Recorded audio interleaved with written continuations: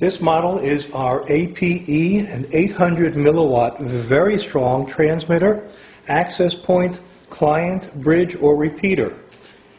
We have two models. One has a built-in antenna. One has an N-type connector for an external antenna. This particular unit has the external connector available. Inside the package, you have the installation manual, installation diagram for how to mount the equipment on an external pole.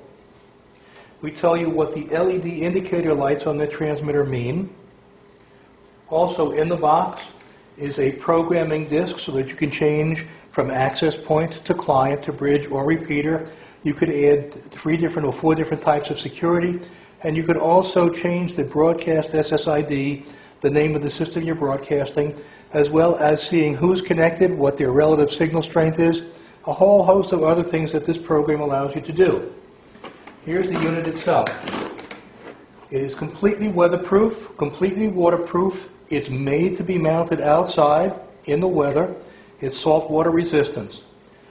We have the N connector for your external antenna cable and your antenna, and this is for the Ethernet connection that will connect back to your computer or your router.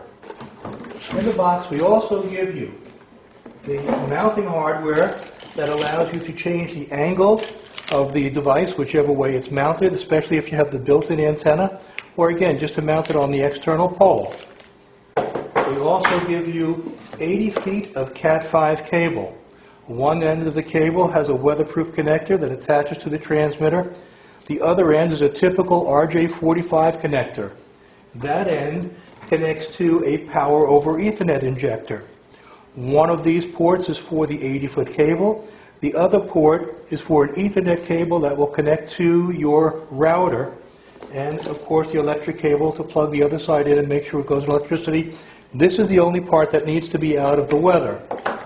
Also in the box, we give you a 6-foot Ethernet cable to connect from the PoE or DC injector into your router, and also we give you weatherproof tape.